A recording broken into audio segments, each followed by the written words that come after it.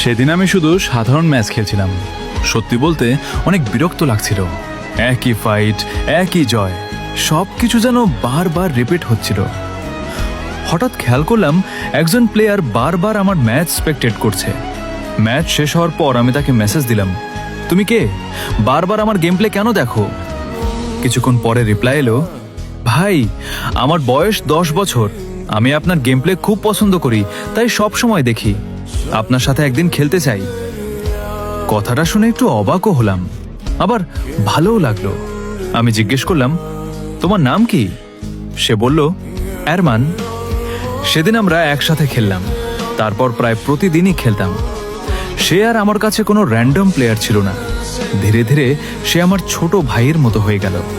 আমি তাকে খুব আদর করে ডাকতাম। ওর সাথে খেলতে সত্যিই অনেক ভালো লাগতো। কিন্তু একদিন হঠাৎ ওর একটা মেসেজ এলো, ভাই আমি হাসপাতালে, আজ অনলাইনে আসতে পারবো না। আমি জিজ্ঞেস করলাম, কি হয়েছে?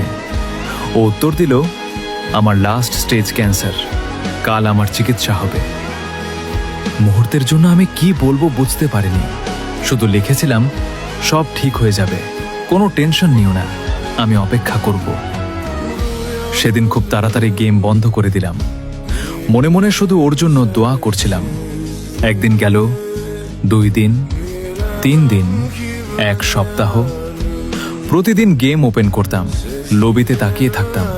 মনে হতো এই বুঝি আরমান অনলাইনে আসবে, কিন্তু সে আর এলো না। প্রায় 10 দিন পরে হঠাৎ একটি ফ্রেন্ড রিকোয়েস্ট এলো। আমি খুব খুশি হয়ে সঙ্গে সঙ্গে অ্যাকসেপ্ট করলাম। বললাম, কোথায় ছিলে ছোট্ট? কিন্তু এবার ওপাশে আর আরমানের কণ্ঠ ছিল না। ধীরে ধীরে একটি মেয়ের কণ্ঠ ভেসে এলো, আমি আরমানের আপু বলছি। আমার বুকটা যেন থেমে গেল। তিনি বললেন, আরমান আর নেই, সেদিনই সে মারা গেছে। ডাক্তার আগেই বলেছিলেন ওর হাতে খুব বেশি সময় নেই। ওর শেষ ইচ্ছা ছিল আপনার গেম দেখা আর একদিন আপনার সঙ্গে খেলা। বাসায় সবাইকে আপনার কথাই বলতো। আপনি ওর কাছে শুধু একজন গেমার ছিলেন না, আপনি ওর স্বপ্ন ছিলেন। আমার হাত থেকে ফোনটা প্রায় পড়ে যাচ্ছিল, চোখ ঝাপসা হয়ে গিয়েছিল। গেমের স্ক্রিন তখনও খোলা ছিল। সেদিন জীবনে প্রথমবার আমি ম্যাচ হারিনি, আমি হারিয়েছিলাম একজন মানুষকে। কখনো ভাবিনি একজন র্যান্ডম স্পেকটেটর আমার জীবনের এত বড় একটা অংশ হয়ে যাবে। গেমে আমরা অনেক ম্যাচ জিতি, কিন্তু জীবনের কাছে কখনো কখনো সবকিছুই হেরে যায়।